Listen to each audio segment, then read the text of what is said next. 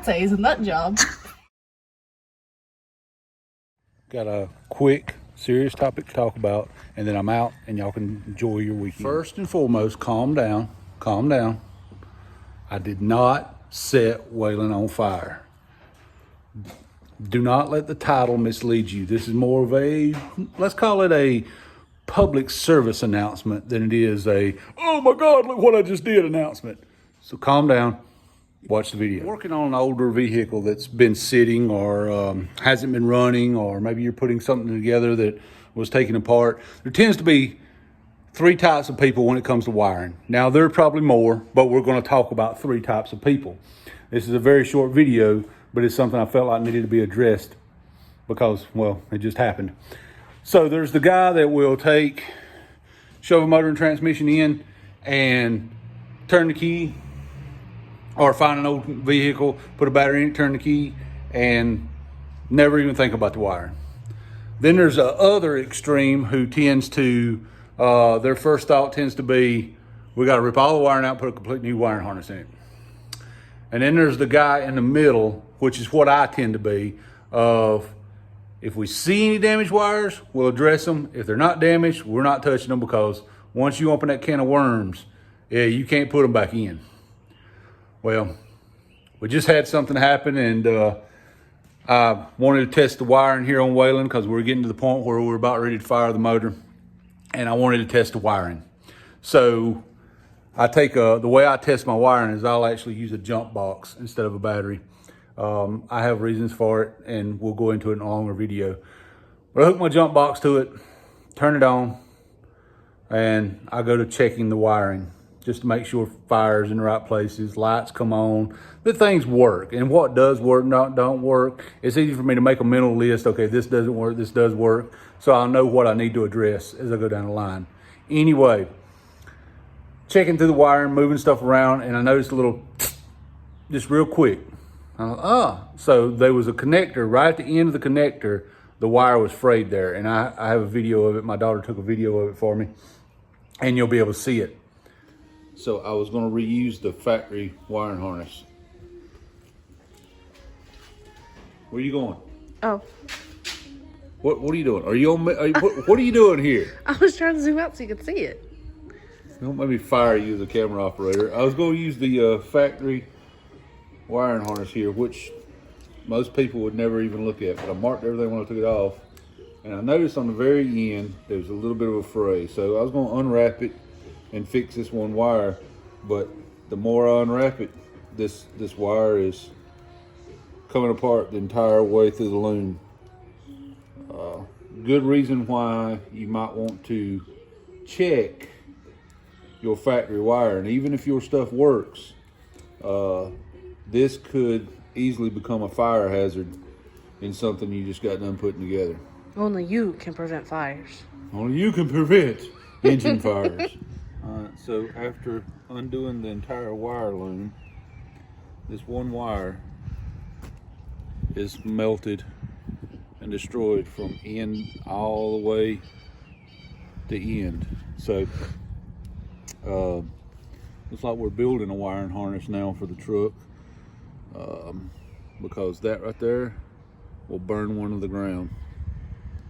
And that's something that I would have never noticed if I hadn't undone the loom, because this wire was fed all the way down, and the loom went all the way up to here, and I seen this little broken spot right there, and I was going to go back behind it a little bit and fix the broken spot and call it good. But as I went down, there is no good in that wire. That wire's already been melted and was on the verge of causing a fire anyway. So we were to the point where if we had left that in there and I had not noticed it, there's a chance you can catch your truck on fire and burn it to the ground. A lot of people think, well, if there's a little fire or something, I can get it put out real quick. Most of the time you can. A truck will burn quick once it gets a fuel source. Now, a spark does not mean it'll burn to the ground. A little flicker of a flame does not mean it'll burn to the ground. But when that little spark or that little flicker gets to some kind of fuel source, it will burn to the ground. So I've got way too much time and effort invested in this truck, and I think too much of the truck to not take the time to check stuff.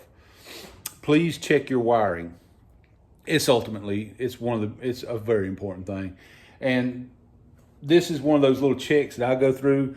I go through it mainly to see what works and doesn't work, as I said, so I can go through and, make a list or whatever. But it's one of those things that could save you down the road. Not only could it save you from a fire, but it also save you from those incidences where you're chasing a gremlin where, man, the truck ran great yesterday, but today it won't even start.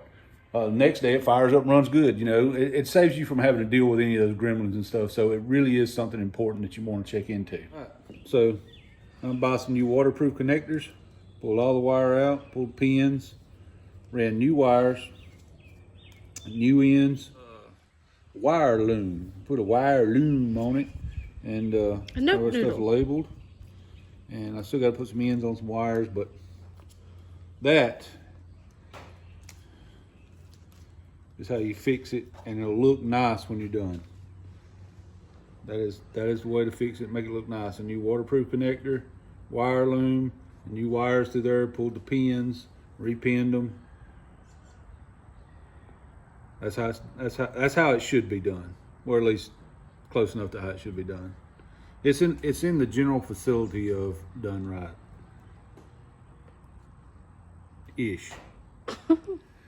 Okay, so what I did was the harness where that one bad wire was, I took the whole thing apart, took the entire harness apart, took all the loom off of it, which honestly was some kind of weird tape on it, but I took the entire loom off of it, checked every wire, every connector. I only had one bad wire. So what I did was I unpinned that connector.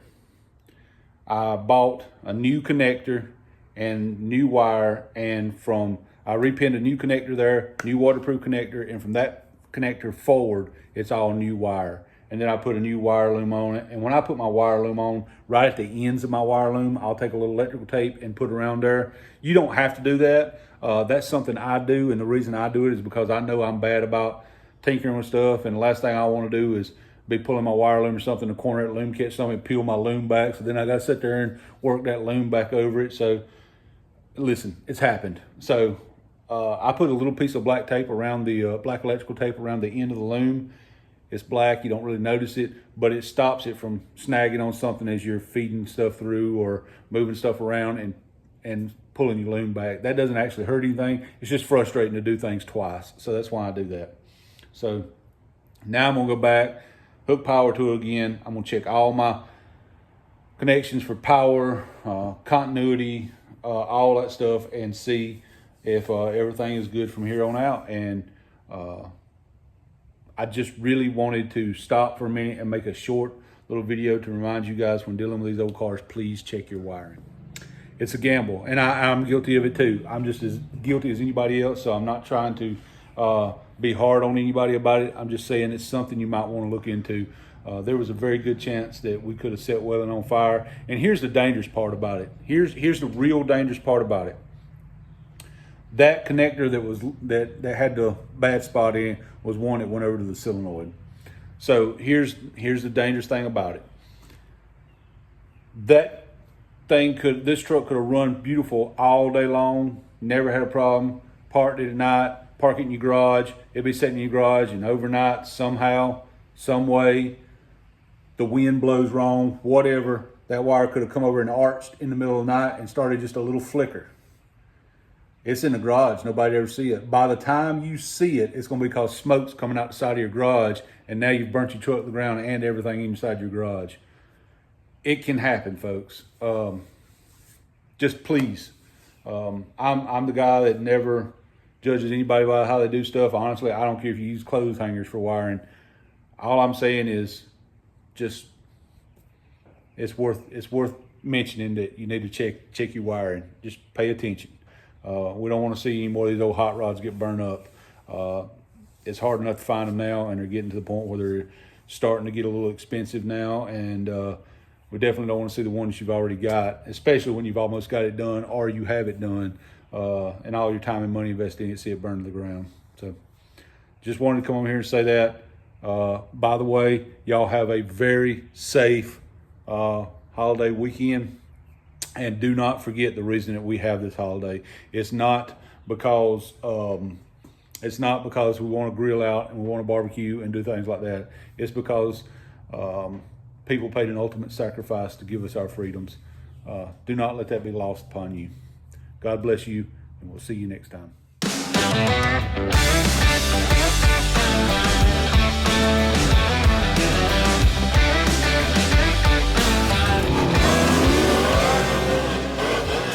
I'd say he's a nut job.